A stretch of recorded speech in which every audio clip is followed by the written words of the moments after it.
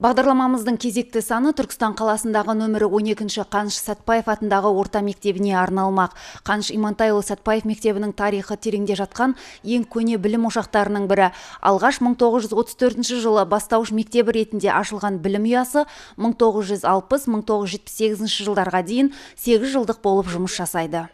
1978 жылдан бастап бүгінгі таңға дейін жалпы орта мектеп статусымен жұмыс атқарып келеді. Бұл мынау мектеп жаңа ғимаратқа 2012 жаңа оқу жылында жаңа 300 орындық ғимаратқа көшкен. Мектеп 300 орындыққа арналғанымен бүгінгі таңда 860 білім алушыны қамтып отыр. Мектеп жаңа талапқа сай барлық бөлмелері жабдықталған. Атап өтетін болсақ, жаңағы негізгі жаратылыстану пәндері бойынша жаңағы химия, физика, информатика, математика, биология, қазақ тілі, тарих кабинеттері, лингофон кабинеттері жаңа талапқа сай жабдықталған. Еңбек кабинеттері, ұлдардың, қыздардың кабинеттері жабдықталған талапқа сай.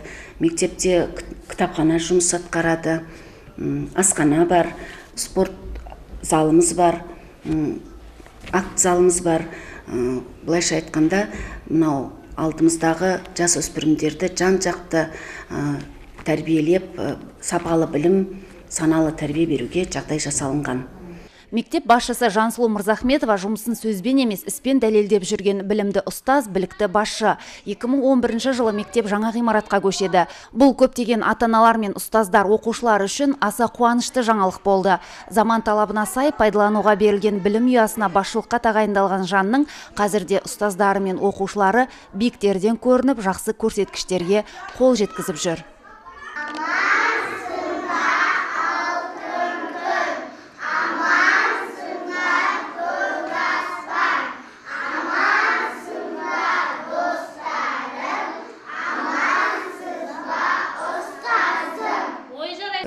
Негізгі мақсаты, ұжымның алдында мақсат, мынау өздеріңіз бүкіл қазір заманға сай мемлекеттік 2011-2020 жыл аралығында мемлекеттік жаңа бағдарлама бар. Сол бағдарламаны меңгерту мақсатында жұмыс атқарады. Ол бағдарламаның негізгі мақсаты мынау ұжымда ұстаздарды жаңа форматта дайындау болып, негізгі мақсаты жаңа форматта дайындап, кәсіби біліктілігін арттыру болып табылады. Сол жаңа бағдарламаның негізінде жаңа технологияларды меңгерту барысында жас өспірімдерімізді, жас мынау білім алушыларымызды жан-жақты дамыту болып табылады. Жан-жақты дамыту дегеніміз ол жаңағы осы білім ордасында мектепте алған білімін сол тұлғаларымыз келер өзінің өмірінде алған білімін, жан-жақты дамығанын, сол білімін өмірде қолдана алатын болып табылады. Біз негізгі мақсатымыз осы мақсатта соларды дамыту мақсатында жаңа педагогикалық технологияларын пайдалану негізінде білім сапасын арттыру тақырыбында бүгінгі таңда жұмыс атқарып келе жатыр. Мектеп ұстаздары тұрақты түрде біліктіліктерін арттыру курстарынан өтіп отырады. Әдістемелік кабинетте алған тәжірибелерімен бөлісіп, ұстаздарға арнайы дәрістер өтіледі. Биология пәнінің мұғалімі Гүлнар Қожамбекова креативалды бағалау бойынша алған білімін әріптестерімен бөлісу үстінде. Қазіргі таңда оқушылар мен мұғалімдердің арасында бірлескен жұмыс жасап жатыр. Соның барлығы да осы критериялды бағалаудың нәтижесінде. Оның маңызы оқушылар мен мұғалімдердің арасында тығыз байланыстылығы. Ең бірінші оқушылардың білімін біз бағалау нәтижесінде стандартқа сай тиімділігін анықтаймыз, және де оқушыларды алға қарай ынталандырамыз. Баға қою арқылы оқушының өмірге деген, білімге деген құштарлығын арттырамыз. Мектептегі тәжірибе нәтижесінде тренерлік сабақтар өтіліп жатады. Олардың барлығы да мұғалімдердің өзінің қолайлы уақытында өтіледі.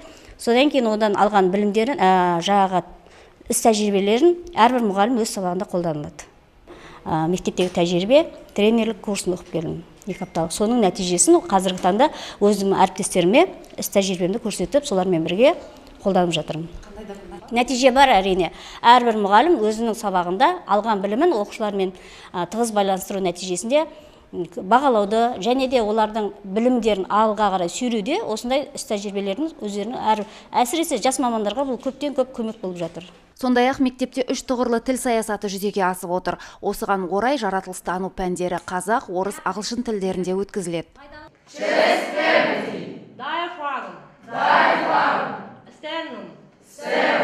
Intercostal muscles. Pressure. Respiratory cancer. Respiration rate. The climate of the country is strongly continental. It's cold in winter and hot in summer. Rain usually falls in spring and in autumn. It is very windy and stormy. Okay, very good. Next. Continue. Have you finished? No? Okay. Биылғы жылы 6-8 сыныптар қосылып отыр. Соған байланысты 3-ші сыныптарда қосылып отыр. Бастаушылар соған байланысты көптеген жұмыстар атқарылып жатыр. Мен өзім осы педагог шеберлік орталығында координатор курстарды өткенмін. Сол бойынша сабақтар жүргізіледі. Әр сенбі күні өткені сол күні бізде мұғалімдер өзі инвариативтік оқу несімен, пәндерімен демалады. Сондықтан сол кезде сабақтар өтіледі. Критериалды бағалау, формативті бағалау бойынша сабақтар өтіледі. Қазіргі таңда біздің пән мұғалімдері соған толық меңгерген деп айтуға да болады. Және де биыл біздің мектеп күнделік KZ деген неге сайтына қосылып, сол бойынша жұмыстар жүргізіліп жатыр. Қаныш Сатпаев орта мектебінде білім алып жатқан әрбір оқушы білімге құштар, бойларында таланты тұнған үлгілі балалар. Мектепте спорт, өнер, қол өнер шеберлігімен айналысуға жағдай жасалған.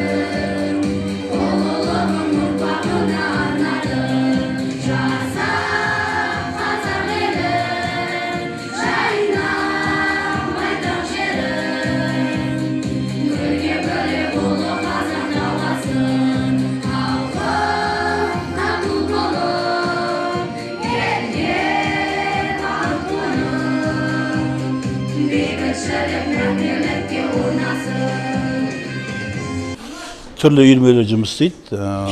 Жаңағы би үйірмесі бар, сосын жаңағы драма, көркем драма үйірмесі бар. Сосын мен өзім хорды жүргізем. Балдарымыздың жетістігі жаман емес. Біз жылдағы өтетін осындай фестивальдардан қалалық алғыс хаттарымыз бар.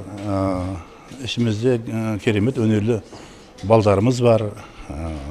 Домбырамен ойнайтын, ән салатын мектепте. Жалпы өнер жағы бізде жаман емес. Жақында осы мынау жастар мәңгілік тәуелсіз елдің болашағы деген кезекті фестиваль өтті. Өткенде осы 1-2 апта болды, біз өткіздік осында. Жақсы өнер көрсеттік деп ойлаймын. Жалпы балдарда бізде өнерлі балдар көп өте. Сосын жылда жоғарғы оқу орындарында осы мектептен өнер саласына түсіп жүрген, оқуға түсіп жүрген бізде жастар көп. Әр жылда өнер саласына 1-2-ден балдар түсіп жатыр. Оқып жатыр сонда.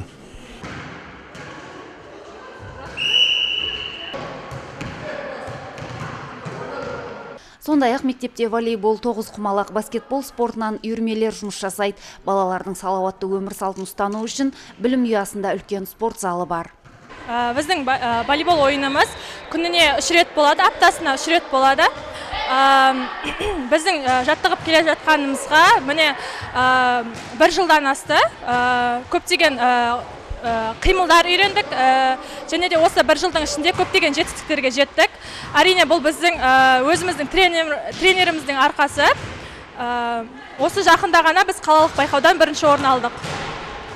Қыздардың бос уақытын тиімді пайдаланулары үшін аптасына 1 рет тігін үйірмесі жұмыс жасайды. Еңбек пәнінің ұстаздары оқушыларға түрлі бисерлер мен тоқуды, қолдан гүлдер жасауды үйретеді. Ал 22 мыңнан астам кітап қоры бар кітапхана қызметкерлері балаларды кітап оқуға талпындыру үшін барларын салады.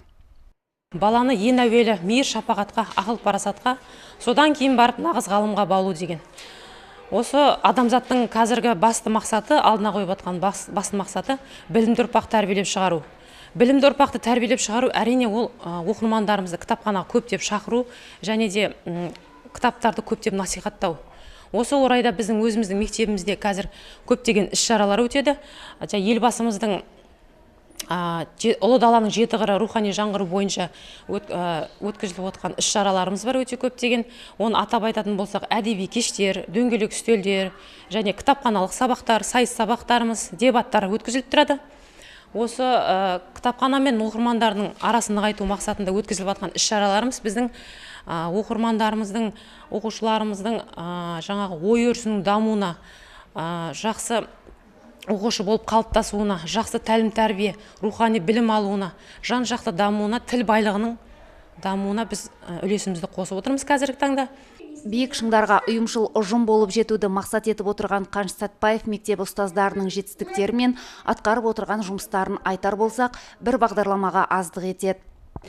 Облыстық жас туристер станциясының ұйымдастыруымен елбасымыздың ұлы даланың 7 қыры мақаласының аясында өткізілген музей белсенділері сайысындағы ұлы даланың ұлы есімдері байқауында 1-ші орынды иелендім. Байқау өте жоғары деңгейде өтті. Бұл жерде мен мектебіміздің Қаныш Сәтбаевтың атын қорғадым. Біздің мектебімізде Қаныш Сәтбаевтың атына берілген кішігірім мұражайды таныстырып өттім. Жалпы Қаныш Сәтбаевтың зерттеген дүниелерін, оның өмір жолын толықтай зерттеп, жаңағы ұсынған болатын. Сол себептен жоғары бағаланды деп ойлаймын. Геолог ғалым академиктің есіміне берілген мектеп елбасы Нұрсұлтан Назарбаевтың болашаққа бағдар рухани жаңғыру мақаласын толық қолдап, сол бағытты жүзеге асыру мақсатында тер төгіп отыр. Бос уақытын тиімді пайдалану мақсатында бізде көптеген үйірмелер жұмыс жасайды. Біздің үйірмедегі мақсатымыз оқушылардың дарындылығы мен шығармашылығын арттыру, білімі мен технологияны жақсы меңгеруге үлес қосу және жан жақты тұлға болып қалыптасуына әсер ету. Міне осы орайда мектепте көптеген шебер холдар, би үйірмесі, сахналық көрініс үйірмесі және міне тілді дамытуда сөз мергені үйірмесі, қызықты грамматика үйірмесі және де мәнерлеп оқу жырлайды жүрек үйірмелері. Ал бұл үйірмелердің жетістіктері өте көп деп айта алсақ болады. Кеше және де спорттық үйірмелер бізде өте көптен көп жұмыс жасайды. Мектепте асхана, балаларды адалдыққа тәрбиелеуге арналған адалдық дүкені жұмыс жасайды. Тарихы тереңде жатқан білім ұясы мыңдаған білікті ұстаздарды зейнетке шығарып салған, қаншама түлектерге үлкен өмір сыйлаған. Бұл жетістіктер зейнетке шыққан ұстаздардың салып өткен сара жолы десе де болады. Мектеп басшысы Жанасұлу Мырзахметова түсірілім тобына қонақжайлық танытып, қимастықпен шығарып салды. Білім саласында төккен тер, жұмсаған күш ақталады деген үміттеміз.